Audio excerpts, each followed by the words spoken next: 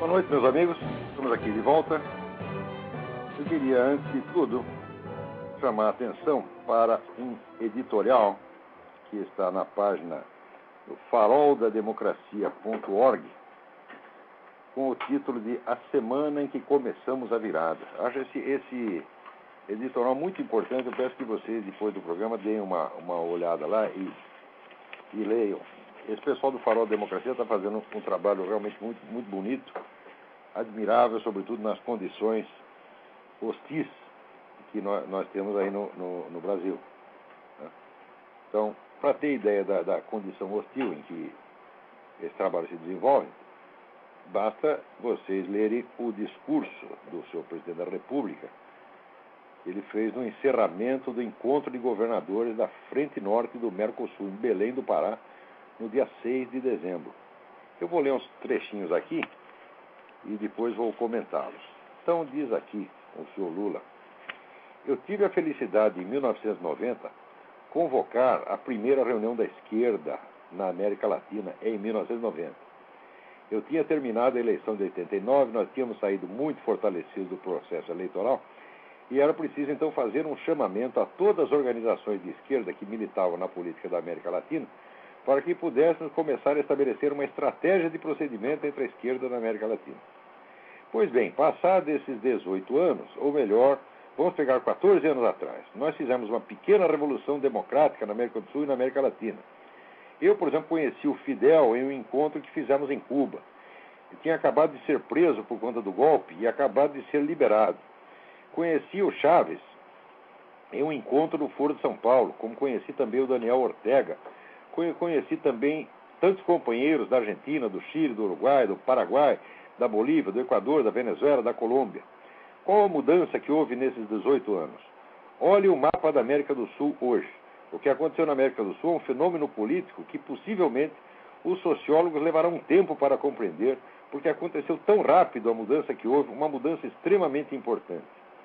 E hoje nós vemos que o que aconteceu na América do Sul está se espraiando para a América Central e para a América Latina, em quase todos os países.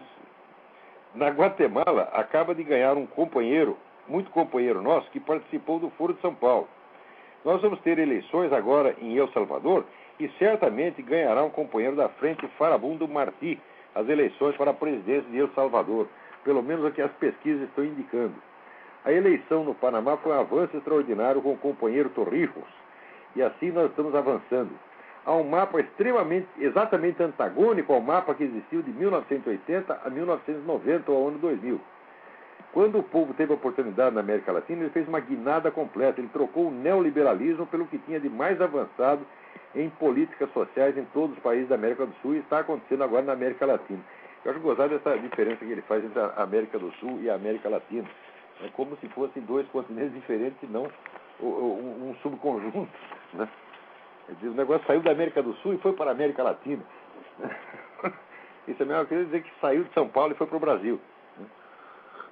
Mas, em todo caso, o que interessa aqui não são, digamos, os aspectos relativos à inteligência ou à lógica do senhor Luiz Inácio, mas ao fato de que a última vez que ele se referiu publicamente ao Foro de São Paulo foi num discurso feito no próprio Foro de São Paulo em 2 de junho ou julho, acho que junho de 2005. De qualquer modo, isso está citado ali na minha página, no artigo Lula Réu Confesso.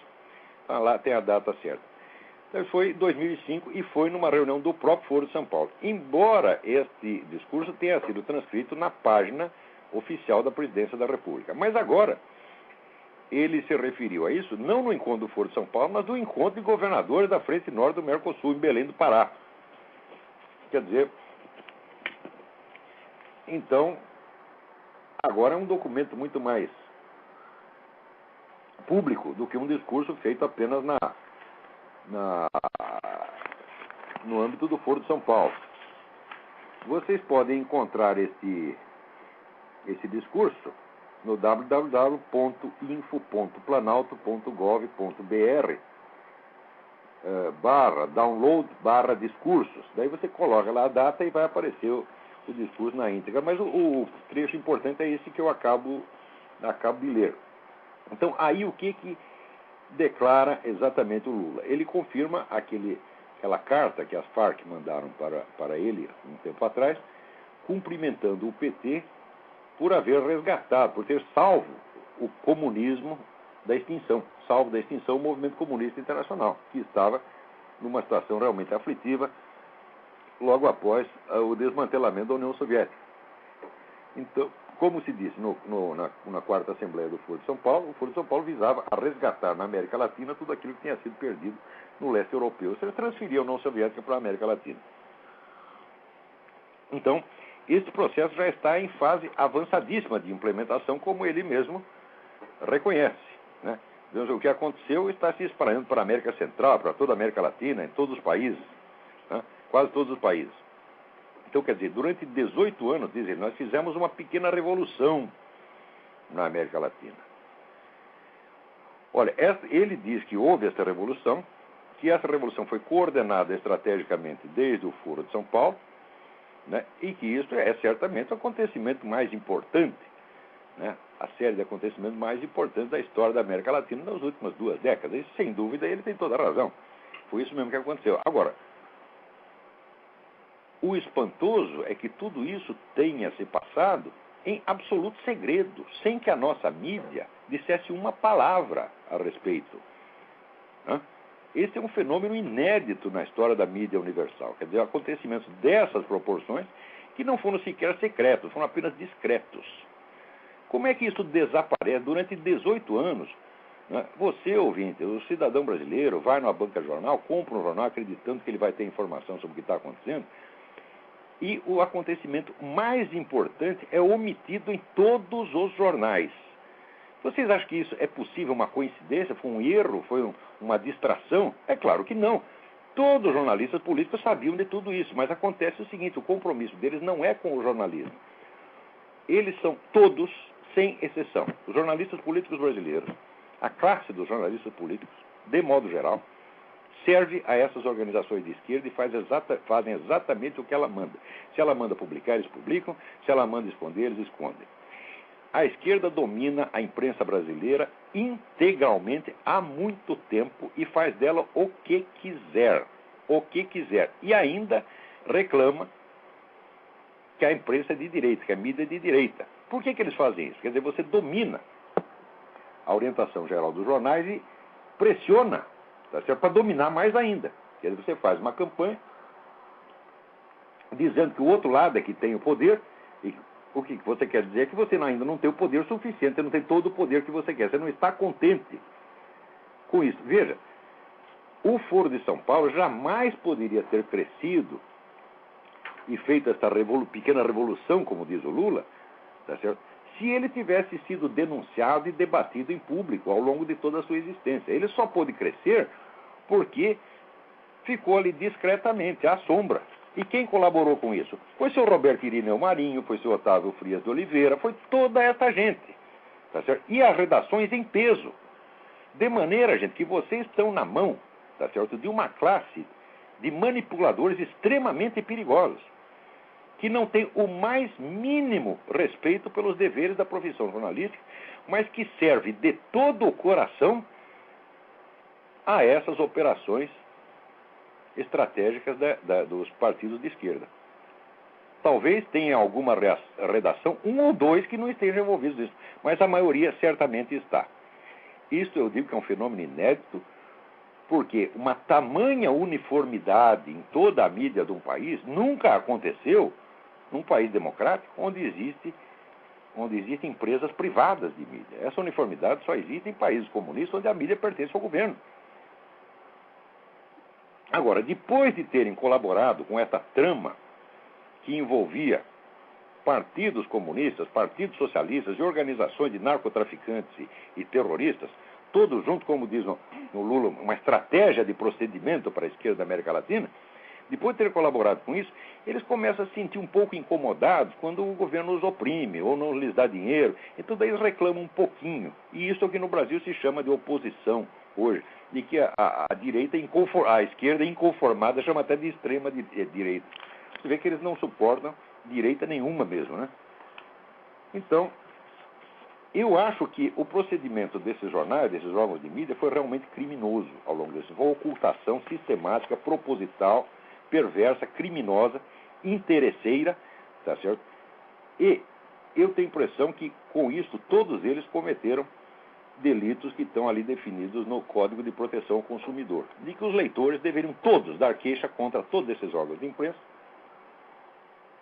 por tê-los enganado ao longo de 18 anos. Porque, note bem,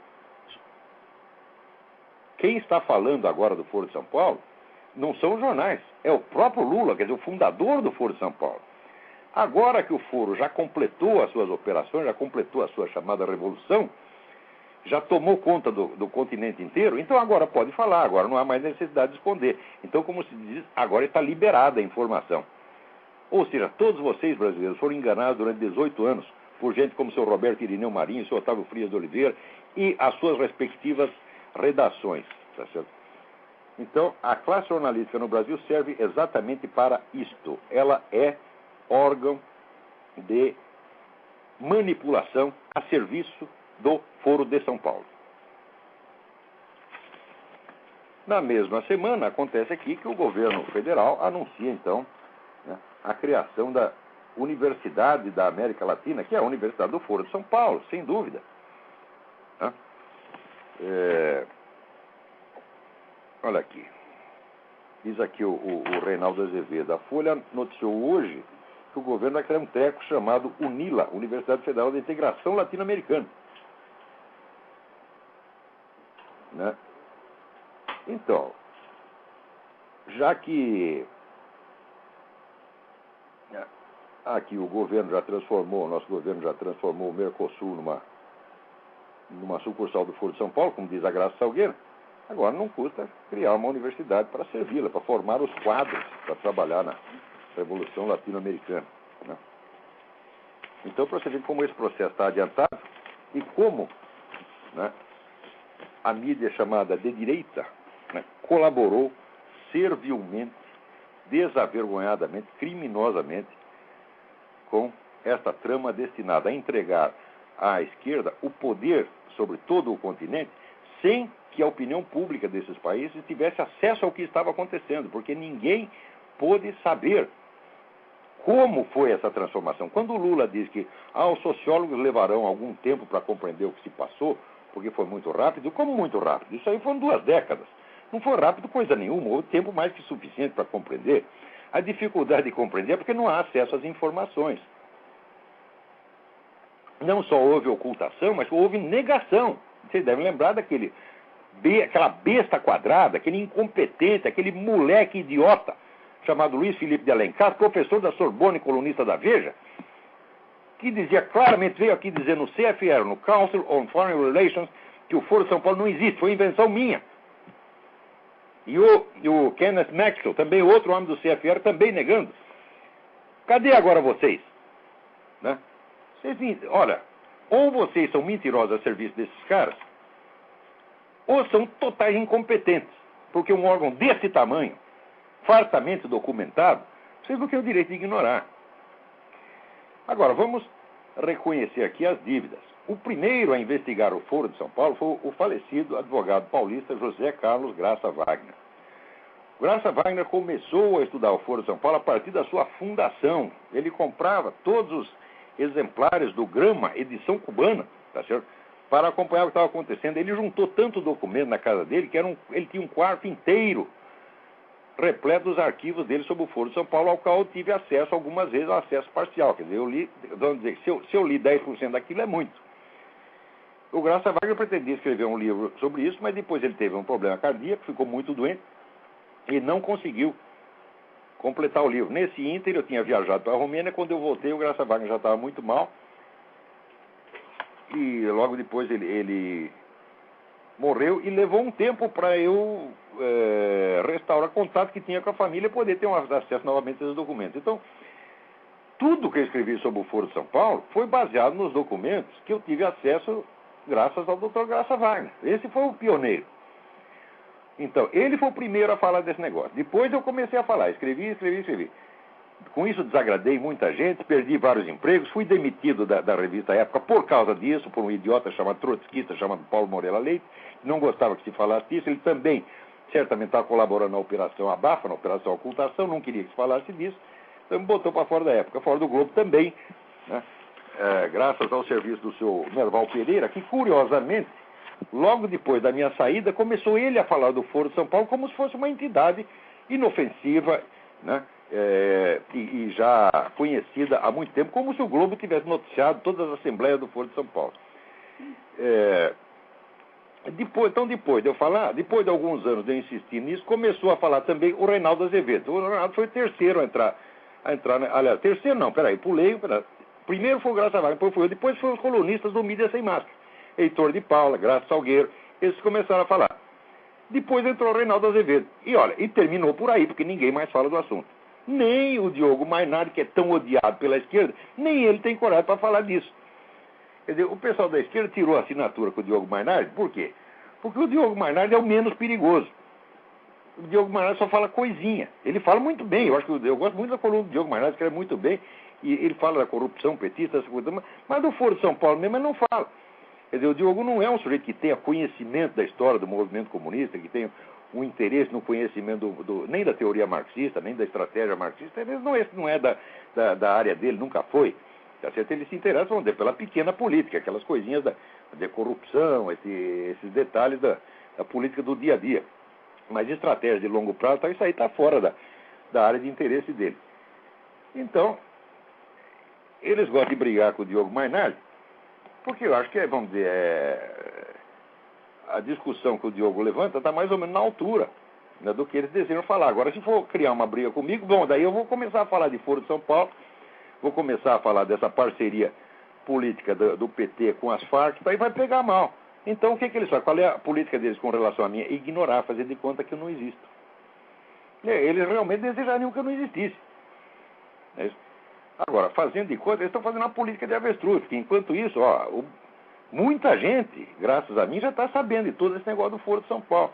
Nós publicamos todas as atas do Foro, né, ali no Mídia Sem Máscara, qualquer um pode ter acesso. E agora já não dá mais para esconder que o próprio Lula já está dando bandeira. O que o Lula está fazendo, ele está comprovando que a mídia brasileira é criminosa a favor dele. Né?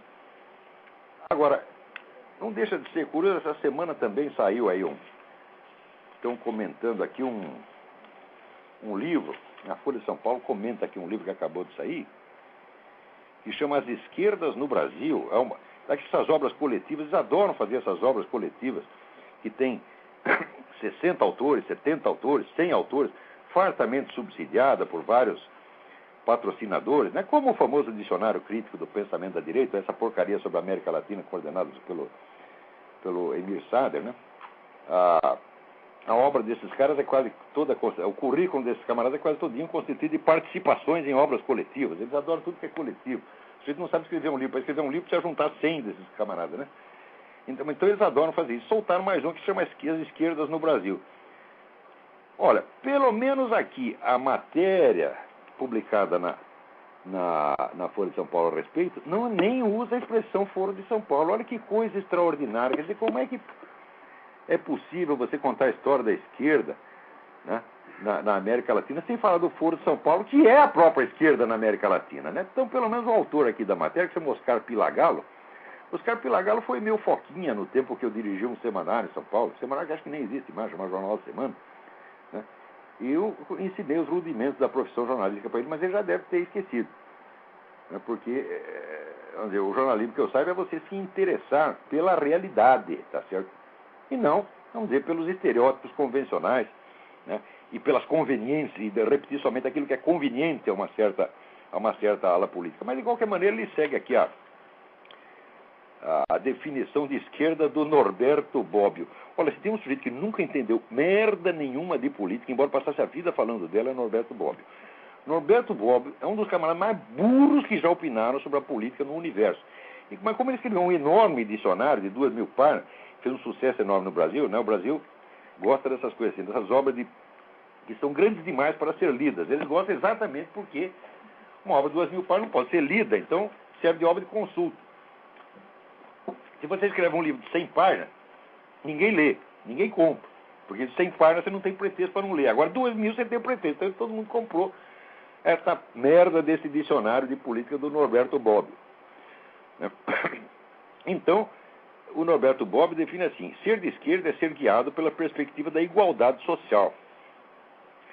Olha, mas que coisa mais cretina. Quem quer que tenha estudado um pouquinho do próprio Karl Marx, né, sabe que nenhuma corrente política pode jamais ser definida apenas pelo seu discurso de autolegitimação. Quer dizer, existe o discurso de autolegitimação e existe a ação, existe o objetivo proclamado, existe o discurso de autolegitimação e existe a ação empreendida para implementar esses objetivos. Tá certo? Então, existe sempre uma articulação entre o discurso de autolegitimação e a ação empreendida. E é só na dialética entre os dois que você compreende o que é uma corrente política. Mas o Norberto Bobbio não sabe disso. Ele acha que ele pode definir a esquerda só pelo seu objetivo proclamado autolegitimador. Então, agora, na realidade das coisas, como é que se articula, vamos dizer, ação e discurso? Inclusive, o discurso é parte da ação. O discurso não tem uma existência autônoma em política, né? Veja, a esquerda, de fato, usa o discurso da igualdade econômico-social. Só que ela não se define, a esquerda não se define por esse discurso, porque esse discurso, às vezes, é adotado por outras correntes também. Então, como já dizia Aristóteles, você, para achar uma definição, você tem que pegar o gênero próximo e diferença específica. Então, a igualdade, a perspectiva da igualdade não é a diferença específica da esquerda, porque outras correntes também fazem. Vamos ver exatamente qual é a diferença específica. A diferença específica é que a esquerda propõe realizar a igualdade econômico-social através do poder político, através da intervenção do poder político na sociedade, através da intervenção do Estado e de seus órgãos associados na sociedade. Isso significa que, para criar a igualdade econômico-social, tem que se criar uma diferença brutal de poder político. Então, aumenta a diferença de poder político ao ponto do governante ser onipotente e o cidadão ser totalmente impotente para poder realizar a igualdade econômico-social. Então, o socialismo, a esquerda em geral, ela procura a centralização do poder para, mediante esse poder centralizado, instaurar a tal da igualdade econômico-social. Acontece que é o seguinte: quando você adquire mais poder político, o poder econômico vem junto necessariamente, porque o poder político, para agir, ele tem que ter os meios econômicos para isso. Então, quer dizer que a realização da igualdade social a partir do poder político cria uma diferença de poder político entre os de cima e os de baixo e cria junto com ela uma desigualdade econômico-social maior ainda, como aconteceu em todos os regimes socialistas do mundo. Então, isso é o que define a esquerda. Esta dialética entre igualdade econômico-social e desigualdade política é o que define a esquerda. Se você tentar agora definir a direita, você vai ter algum problema, porque não existe, vamos dizer, uma uniformidade mundial da direita nesse sentido. A direita, não há uma simetria entre direita e esquerda nesse sentido, né? Passa a ser de direita quem a esquerda define como tal. Quer dizer, isso aí Jules Monnerot já dizia aqui: quem define a direita é a esquerda. A esquerda tem a iniciativa da revolução, então aqueles que se opõem, ela diz que é a reação, que é a direita, etc, etc. Claro que, então, não existe a direita, existe uma infinidade de direitas absolutamente incompatíveis entre si, tá certo? Que não pode sequer formar uma aliança, né? Mas onde existe, nos países e nas circunstâncias onde existe uma direita mais ou menos estabelecida e autoconsciente, como aqui, acontece aqui nos Estados Unidos, você pode dizer que a direita aqui nos Estados Unidos, mas não vou generalizar para outras direitas, muito menos para a brasileira. A direita é aquela que aceita um certo coeficiente de desigualdade econômico-social para impedir que aumente a desigualdade de poder político. Essa, pelo menos, é a ideia dela. Então, é isso que realmente acontece. Agora, o Norberto Bobbio, que acha que é possível definir uma corrente só pelo discurso de autolegitimação, é porque o sujeito só lida no mundo, ele só consegue operar no mundo das ideias, ele não faz a articulação entre ideia e realidade, que é exatamente o que define a política. Então, ó, Norberto Bobbio jamais soube o que é política, tá certo? Eu acho que o sucesso dele no Brasil é um dos sinais gravíssimos de perda de QI. Tá? Agora aqui o nosso Oscar Pilagala, ele parte aqui para expor a questão do livro às esquerdas no Brasil, ele já parte da definição do Bobbio como se fosse uma coisa óbvia em si mesmo. Ai, meu Deus do céu, como o brasileiro está ficando burro. Tem alguém na linha aí? Alô? Alô? Boa noite. Boa noite, professor. Tudo bem? Tudo bem, quem é? Stefan Radloff, de Lisboa, Portugal. Stefan, tudo bem?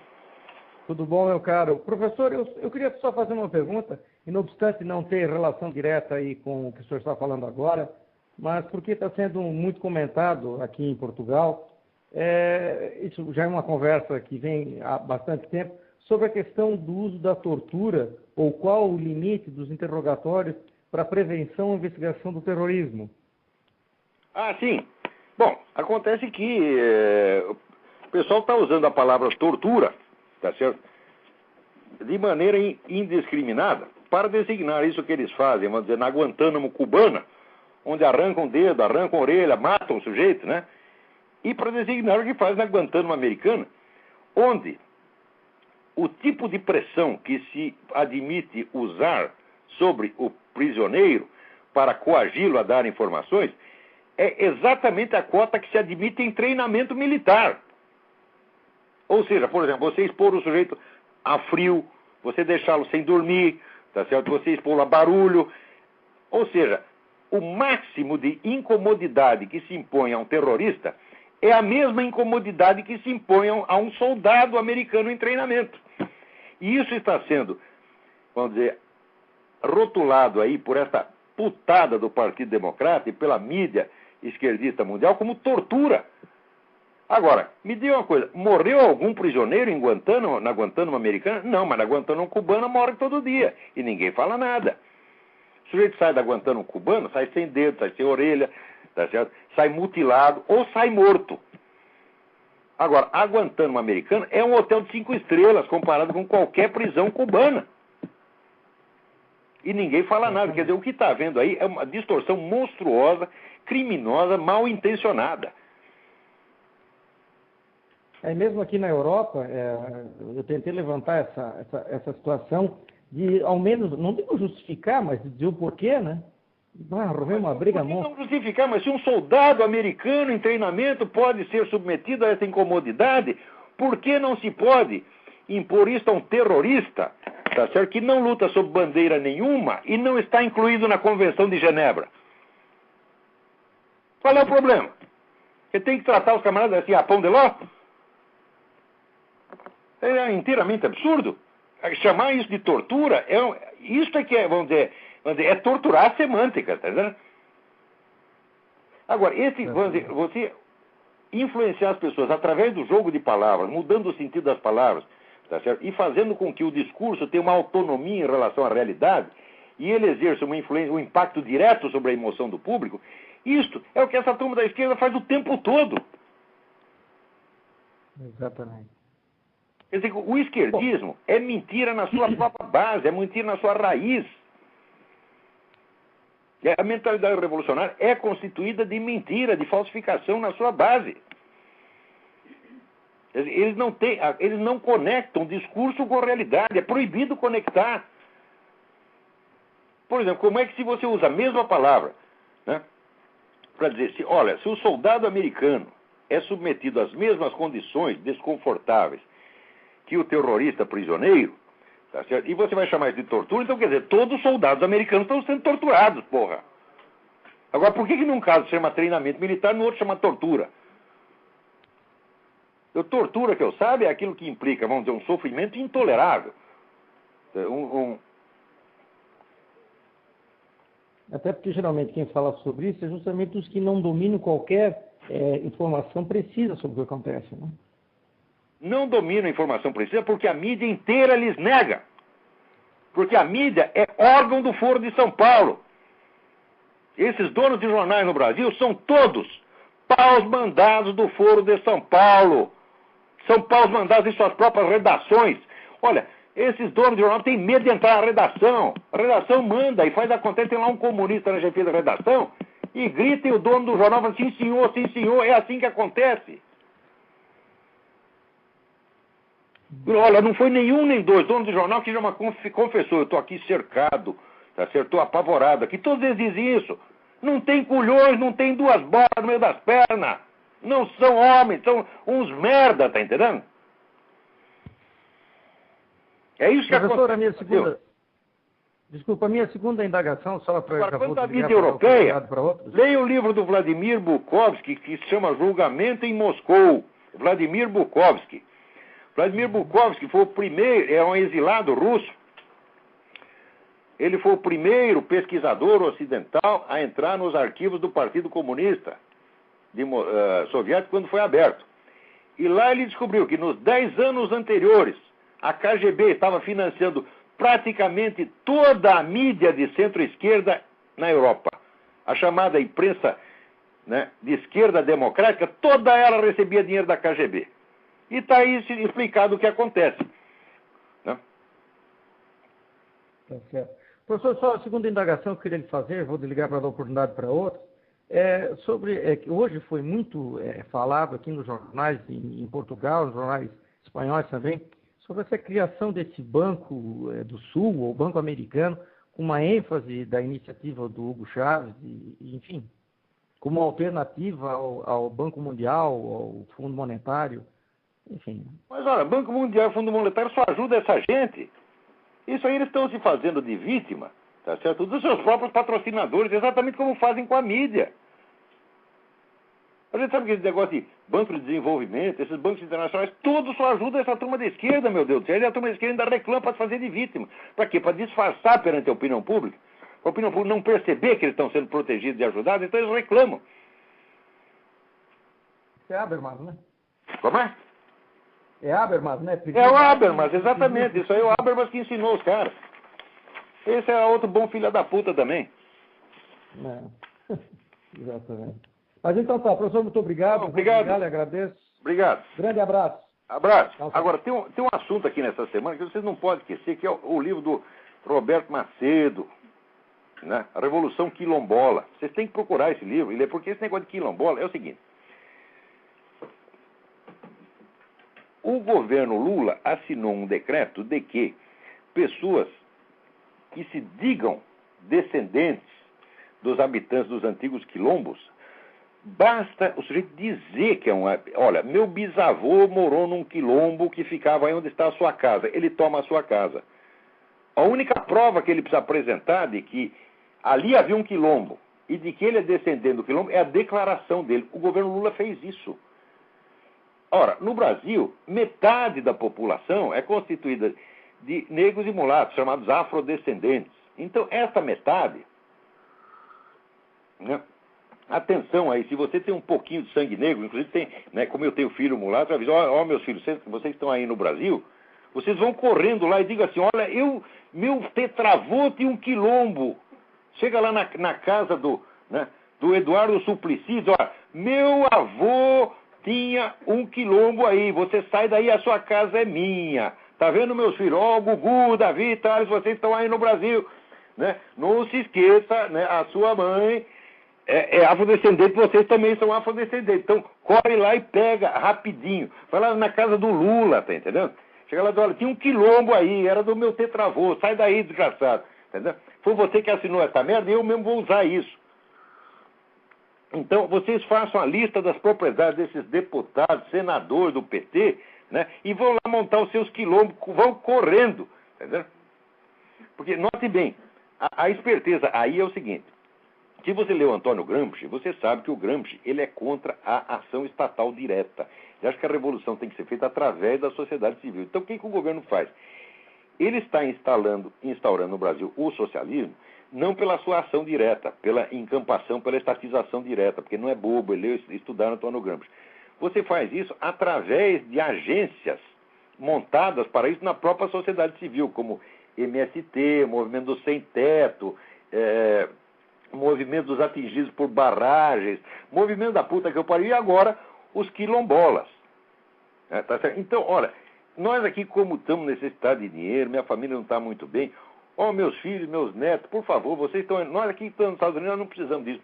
Mas vocês aí no Brasil, faz favor, vocês vão lá, peguem essa lei do Lula, né? E tome todas as propriedades dessa gente. Já que ele disse que só basta declarar, chega lá e diz, olha, eu sou um quilombola. Quem vai provar que não? Você não precisa provar nada. Disse, já está provado. Tá certo? Aliás, também é a mesma coisa, pensando bem, de movimento gay. Porque se o movimento gay quer ter direitos especiais, qual é a prova de que o sujeito é gay? Né? Não vai dizer que tem que fazer o teste da farinha. O sujeito chega lá, né? O sujeito passou a vida inteira comendo aquele montão de mulher, macho pra caramba, chega lá e diz, olha, eu sou gay, eu quero meus direitos. Quem é que vai dizer que ele não é gay, porra? Quer dizer, esse também é autodeclaração. E para você pegar, né, vaga especial na faculdade, também é autodeclaração. O sujeito chega lá, louro de olho azul, né, e diz, eu sou preto. Quem é que vai dizer que não, porra? Aliás, isso até acontece, porque, né, os meus filhos, né, tem uns que nasceram bem mulatinho, outros nasceram loirinho. Então pode acontecer. Então, chega lá, né, o sujeito, né, louro de olho azul, né, como é o seu nome? Werner Schmidt. Né? Mas eu sou preto. Então, eu quero meu quilombo. Ora, porra, quem é que vai dizer que não? Tem alguém na linha aí? Alô, Olavo? Eu? É Marcelo de São Paulo, como vai? Oi, Marcelo, tudo bem? Tudo bem. A respeito do quilombola aí, eu queria só saber se você viu o artigo do Dennis Rosenfield no Estadão de hoje. Diz que ele está denunciando essa coisa. Eu não li esse artigo, mas me falaram. É sensacional porque ele dá nome aí aos bois. Ele fala de uma ONG, Koinonia, uma coisa assim, que está reivindicando a ilha de Marambaia, que é base dos fuzileiros navais aqui no Rio de Janeiro, se não me engano. Ah, muito legal. Eu também quero. Eu quero o Palácio do Planalto. É. Dennis Rosenfield. Pelo sobrenome você vê, ele é preto. Ele é africano. Ele tem que ir lá pegar, né, o Palácio Piratini lá em Porto Alegre. Ele denuncia essas ONGs. Ele acha que isso tudo vem dessas ONGs que recebem dinheiro das instituições mais variadas aí. Por exemplo, recebem da Igreja da Noruega, Conselho Mundial de Igrejas, Church O Conselho Mundial das Igrejas é um órgão comunista, já mais do que conhecido. Inclusive de governos da União Europeia. Agora, imagina se a gente faz isso, né? Se a gente vai interferir em questões internas, né? Por exemplo, numa ilha, de uma base naval de um país europeu. Mas o pessoal não diz que eu estou recebendo dinheiro da CIA, do Mossad, da puta que eu pariu? Os filhos da puta dizem isso, mas eles nem me informam o banco onde está a merda do dinheiro para eu ir lá pegar. Eu aqui pulando que nem um cabrito para pagar minha conta de luz, o desgastado diz que o dinheiro é meu e não me diz onde está. Então tá bom, Olavo, um abraço. Um abraço, tudo de bom aí. Igualmente. Agora aqui, olha aqui uma carta muito interessante. Horácio de Souza, daqui. Já ouvi opiniões suas em programas passados, inclusive uma delas principalmente pela leitura de uma notícia do jornal Folha de Boa Vista, enviada por mim, acerca da demarcação de terras indígenas em vários pontos do território nacional, sobretudo em Roraima, sob pressão da ONU e de muitas ONGs que se autodenominam defensores dos interesses dos índios. Seu comentário, contudo, não mencionaram algo de extrema relevância. A demarcação de terras indígenas em Roraima está sendo levada a cabo na região da fronteira com a Venezuela. Olha aí, gente. Porra! O que é isso? Muito obrigado pela informação, Horácio. Agora também é o que o Horácio está reclamando da nomeação do Odilo Scherer como cardeal. Mas é isso mesmo, isso é uma pouca vergonha. Esse Odilo Scherer é um puxa-saco de comunista. Esse sujeito, pelo decreto assinado por Pio XII e João XXIII, já está excomungado faz muito tempo. Mas lá o Vaticano também, que lá já virou bagunça. O Bento XVI não está sabendo de coisa nenhuma, tá entendendo? Ele fica nomeando esse desgraçado que... como é que diz? É a bagunça total. Né? Agora, aqui tem uma carta. Então, aqui, como é o nome do rapaz? Marcos Paulo. Eu estou com uma dúvida no estudo da filosofia. Estou lendo sobre o problema da filosofia do Xavier Zubiri e ele nos fala das contradições existentes na realidade. Isto é, dos diferentes modos do existir humano entre as coisas da realidade. Porém, fico com uma dúvida. Essas contradições correspondem aos vários nexos de possibilidades existentes na realidade? Correspondem a diferentes âmbitos da realidade, em que ambos são reais, ou seja, as contradições fazem parte da realidade mesmo, ou da nossa falha humana na percepção e apreensão da realidade. Não é nenhuma coisa nem outra, Marcos Paulo. Acontece o seguinte, você pode verificar, até por experiência, que a mente humana, tá certo, funciona por oposições e contradições. Né? Toda a linguagem humana, todo o nosso raciocínio, tá certo, é por oposições, contrastes, etc. Ora, a mente humana faz parte da realidade. Tá certo? Quer dizer, uma certa estrutura, vamos dizer, oposicional, né, da realidade aparece não só do nosso ponto de vista, mas aparece porque o nosso próprio ponto de vista faz parte da estrutura da realidade. Tá certo? Quer dizer, você não pode imaginar o ser humano como um bicho que está fora da realidade e que está observando, de modo que a mente humana funciona de um jeito e a realidade do outro. Isso é coisa de neopositivista, né? A mente humana, de fato, funciona através de contradições, mas ela está dentro da estrutura da realidade. Portanto, essas contradições também estão dentro da realidade, ainda que seja só através da mente humana. Mas, na verdade, não é possível que seja só através da mente humana. Né? Você vai ver que, se você pegar todas as estruturas que existem na natureza, todas elas são feitas por oposições e polaridades. Isso é tudo assim. Você vê isso em toda parte. Você vê no código genético, tá certo? Você vê na própria estrutura da matéria e assim por diante. Tá entendendo? Quer dizer, não são contradições no sentido lógico, mas o mais certo seria dizer oposição, porque contradição quer dizer um negócio absolutamente antagônico. Não é disso que se trata. São contrastes e oposições. Tá certo? Elas existem sim na estrutura da realidade. Tá? Muito bem. Lamento não poder. Eu já dei um bocado de aula sobre isso, mas aqui o nosso tempo é limitado para isso. Vamos lá, peraí, tem mais um montão de assunto aqui. Assunto é o que não falta. É tanta besteira que se fala numa semana no Brasil que aqui a gente fica com embarrado e chuá, dificuldade de escolha. Né? Olha aqui que maravilha, maravilha. Que me mandaram aqui. Padre Lancelotti será homenageado em premiação no Palácio do Planalto. Com o significado de um ato de desagravo, o padre Júlio Lancelotti será homenageado pelo governo do presidente Luiz Inácio Lula da Silva. Ele será um desagraciado com o Prêmio dos Direitos Humanos. Olha aí, Prêmio dos Direitos Humanos.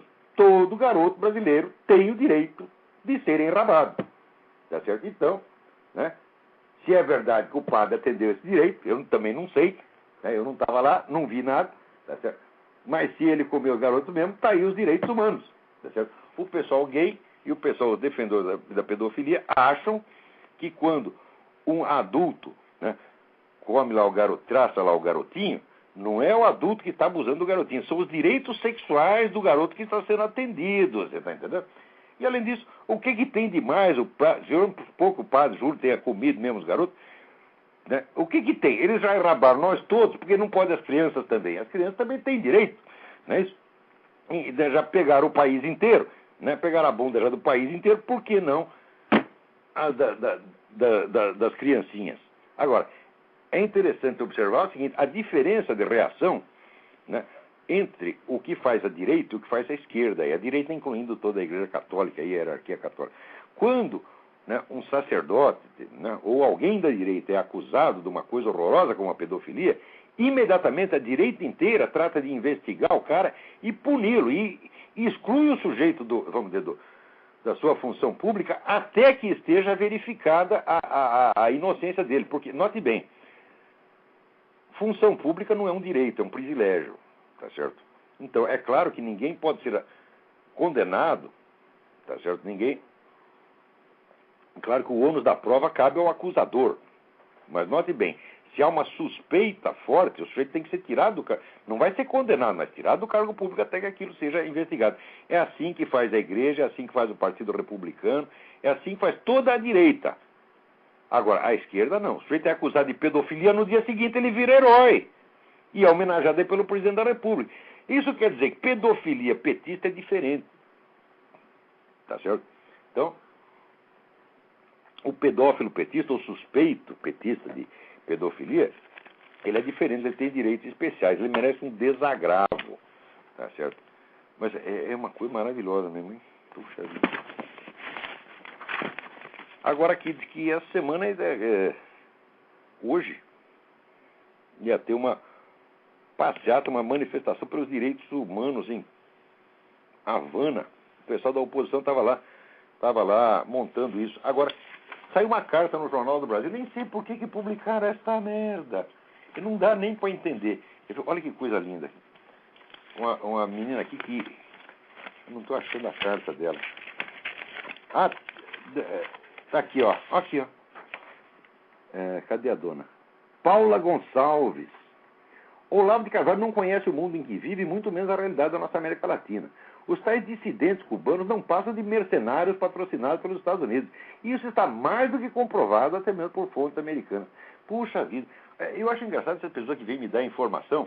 A senhora sabe, dona Paula, quando foi a primeira vez que eu ouvi falar disso aqui, foi mais ou menos por volta de 1965. Né? Isso aí era o que toda a esquerda brasileira dizia na época. Né? E eu me lembro até que a expressão, né, máfia cubana, né? Quer dizer, qualquer sujeito que saía de Cuba, né, numa balsa, num pneu, tá certo? Num barril, né, e chegava lá morto de fome, até ter escapado dos tubarões, já era instantaneamente um membro da máfia cubana, um milionário traficante de droga, né?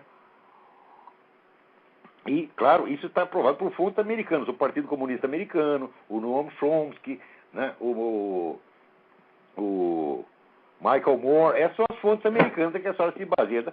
Ó, dona Paula, vai estudar, mulherzinha, que porra. Não me enche o meu saco. A senhora nasceu ontem, não sabe de merda nenhuma. Venha a senhora aqui até a Flórida, venha conhecer aqui os dissidentes, né? Venha ver o quanto de dinheiro estão recebendo do governo americano, né? Ora, meu saco. Então, vai ver esse pessoal lá em Cuba, né? Que tudo ganha $10 por mês, né? O pessoal dos dissidentes lá estão assim, pô. Agora, não sei o que deu essa passeata, essa manifestação. Será o primeiro depois de 40 e tantos anos, né? Peraí, tem alguém na linha aí, vamos lá. Alô? Alô? Olavo? Eu? É o Carlos de Londrina? Carlos, tudo bem? Tudo jóia. Olavo, eu escutei uns programas anteriores e você faz um comentário rápido sobre uma peça que o educador, né, Rubem Alves, teria escrito, fazendo apologia do homossexualismo, etc. Eu queria a fonte disso aí. Ih, rapaz, eu não me lembro mais, eu preciso procurar. Eu tenho aqui todos os materiais que eu uso para todo o programa. Eu tenho tudo colecionadinho. Ver para cada programa, eu passo o dia inteiro, às vezes 2 dias, lendo e-mail, né? E colecionando os que, selecionando os mais importantes. Os mais importantes dão pelo menos 30 páginas. E geralmente aproveito só uma parte. Mas está tudo arquivado no meu HD. Eu posso procurar lá. Não, Olavo, porque minha preocupação é a seguinte, é porque nos cursos de pedagogia no Brasil, você percebe uma citação assim enfática sobre esse autor e a gente sabe, lendo os artigos dele, o grande número de anacronismos que você encontra ali, né? O Rubem Alves é uma besta quadrada, é um inepto incapaz, você está entendendo? Só no Brasil que um sujeito desse pode fazer sucesso. Aliás, no Brasil, para fazer sucesso, é absolutamente necessário ser incapaz, porque o Brasil tem ódio ao conhecimento. Ódio. Se você lê os romances do Lima Barreto, que passa no começo do século XX, tá vendo? Já estava lá, isso já está arraigado na sociedade brasileira. O brasileiro, ele é um incapaz, ele sabe que ele não consegue adquirir conhecimento, então ele não quer que você também tenha. Porque a diferença da cobiça e a inveja é, se eu vejo que você tem uma coisa boa e eu quero essa coisa para mim, é cobiça. Agora, se eu vejo, não tem esperança de ter, só quero que você perca a sua, aí é inveja. Então é isso. O brasileiro, quando vê um sujeito que tem conhecimento, ele quer matar o cara, quer destruir. Ele não quer nem adquirir o mesmo conhecimento para poder se nivelar com o cara. Não, ele não tem esperança de fazer isso porque tem preguiça de estudar. São todos assim. É por isso que os brasileiros têm sempre o último lugar nos testes internacionais e gostam disso. Está lá o nosso presidente que fala metamorfose e sanguessuga. É aí. Né? Agora, qual é o problema? Se o professor, o chefe do departamento de ciência política acho que é da Unicamp, ou da USP, o Elmir Saad, escreve Getúlio com LH. Ora, porra! Mas então tá bom, Olavo. Obrigado. Então tá bom, obrigado. Até a semana que vem. Eu vou tentar descobrir isso aí pra você, mas eu só tenho certeza que eu tenho isso aqui. Qualquer coisa você manda pro Silvio que eu entro em contato com ele. Tá bom, obrigado. Falou. Agora aqui, já tem aqui uma nota do Júlio Severo, dizendo: um grupo homossexual dentro do Partido dos Trabalhadores está requerendo medidas contra o deputado Henrique Afonso, membro do PT. Né? O Afonso, ele é contra que é evangélico, né? E é contra o homossexualismo, então ele está arriscado até a ser expulso do PT. Olha aqui, Henrique Afonso, se isso acontecer, mas isso é uma honra. Ser expulso do PT, né? Qual é o outro sujeito que foi expulso? O Caio César Benjamin não foi expulso do PT? Foi porque ele mostrou que aquilo era tudo um bando de ladrões, vigarista, canalha, entendeu? Daí foi expulso. Se a mesma coisa acontecer para você, sinta-se honrado, né? Vergonha estar no PT, Henrique Afonso. Isso não se faz, pô. Como é que você que é evangélico, você que é cristão, como é que você entra no meio desse bando de vigarista? Não pode. O que você está fazendo lá? Vai para a igreja, rapaz. Para com isso. Né? Então, se for expulso, eu não vou ficar com dó de você, não. Eu vou aqui comemorar. Né? A melhor coisa que aconteceu na sua vida. Agora, veja o que eu estava falando no começo, que dizer que a esquerda quer a igualdade, não. Ela alega a igualdade econômica. Isso é uma alegação a ser atingida no futuro, se possível. Agora, o meio para atingir isso qual é? O aumento de poder político da própria esquerda. Cria um desnível de poder político, de modo que a esquerda pode pôr na cadeia quem ela quiser. Tanto faz ela alcançar esse poder político por meio violento, por meio democrático, entre aspas, o desnível existe do mesmo jeito. A centralização é a essência da esquerda. Vamos lá. Tem mais alguém na linha aí? Alô? Alô? Alô? Alô? Alô, Olavo, Renato? Renato? Ô, Olavo. Tudo bem? Parabéns pelo programa em primeiro lugar. Obrigado. Em segundo lugar, eu queria falar que isso é tudo verme mesmo. Pô, a gente estava fazendo na PUC de São Paulo, a gente tem um problema muito sério com isso aí, entendeu? Eu faço história lá. E não tem muito tempo o pessoal invadiu a reitoria de lá, estavam fazendo uma puta de uma palhaçada, entendeu? Lá na frente, finalmente veio a polícia para tirar aquele povo, e eu e algum pessoal da minha sala ali, na minha posição dá para chamar aquilo ali para de 200 moleques, entendeu? O pessoal chegou a chegar a ameaçar a gente, falando que ia matar a gente ali. Mas eles podem fazer o que quiserem. No fim, olha, os próprios reitores dessa universidade gostam disso. Isso aí está tudo combinado, tá entendendo? Quer dizer, eles realmente eles não se contentam em ter um poder sobre toda a mídia e sobre todo o sistema educacional. No fim, eles não tendo contra que organizar protestos, eles organizam protestos contra eles mesmos. Porque está lá um bando de comunistas fazendo barulho fora e dentro da reitoria está lá sentado outro comunista. Tá entendendo? Então, né, eles invadem para dizer que o reitor é da direita, né? Ah, com certeza. Mas os caras são muito bundões, entendeu? Porque a gente, quando vieram para falar esse besteira pra gente, a gente mandou vir, entendeu? Então o pessoal lá não veio um ali, entendeu? O pessoal não sabe, só sabe falar que a verdade é essa. Quando eu era jovem, tinha um órgão chamado CCC, Comando de Caça aos Comunistas, eram 12 malucos, né? Eu, na época, era comunista de horror deles. Mas, diga-se a verdade, eles entravam em 12 numa assembleia de 3 mil comunistas e botavam os 3 mil para correr. Davam um grito, saíam os 3 mil heróizinhos comunistas todos correndo. Tá certo? Porque, você vê, valentia de comunista significa o seguinte: valentia deles consiste em botar uma bomba escondida no aeroporto, fazer tocaia para atirar no capitão americano pelas costas. É isso aí, a valentia deles é essa. Agora, de homem para homem, não são de nada, são tudo cagão que nem Che Guevara, que quando se viu cercado, não me mate, não me mate. Porra! Porque não sei porque as pessoas têm medo desses caras, porque na base do blefe. Tipo, o pessoal tem mais medo por causa do número, né? Tanta gente assim, às vezes você, um ou dois, pelo menos, o pessoal da história ali, eram 3, o quê? Quando eles pessoas ali contra 300, pô. Você fica até fica intimidado pelo número. Mas não tem como você deixar esse pessoal dominar da forma como está, daqui a pouco vira Venezuela. Antigamente tinha um negócio chamado Associação Brasileira de Escritores. Não é isso? Na primeira eleição, que depois virou União Brasileira de Escritores, a primeira assembleia, a primeira eleição daquilo, os comunistas queriam roubar a eleição. Estava lá um bando de comunistas, centenas de comunistas, queriam roubar o livro de atos. O Carlos Drummond de Andrade, sozinho, pegou o livro de atos e disse: o primeiro filho da puta que pegar o livro vai apanhar. O Carlos Drummond de Andrade era um homem de 1,60 m, magrinho. Tá certo? Enfrentou os caras a pontapé, tá certo? E ganhou. É assim que se faz, gente. Pelo exemplo do Drummond, tá certo? grande poeta brasileiro, homem honesto, ele não era nem da direita, ele era da chamada esquerda moderada, esquerda light, não deixou os comunistas pegar o livro de atos, tá certo? E ganhar a eleição na base da fraude. É esse exemplo. Basta olha, 1 contra 500, ou eu contra esses 1.500 signatários desta merda, desse manifesto pró-Quartinho de Moraes, são 1.500 palhaços, 1.500 mentirosos, ajudando o nego a mentir. Que vem esse Quartinho de Moraes, ele começa a se gabar de ter sido condenado por um crime, daí eu besta, acreditei nele, disse que ele foi condenado pelo crime, daí diz que eu estou caluniando ele. E vem 1.500 caras que são professores de universidade, vê se pode, vê quem está, a nossa juventude na mão de quem ela está. 1.500 solidários contra o cara que foi objeto de calúnia que saiu da boca dele mesmo. Ora, porra! Esse é tudo palhaço. Não se intimide, não. Esses caras não são de nada.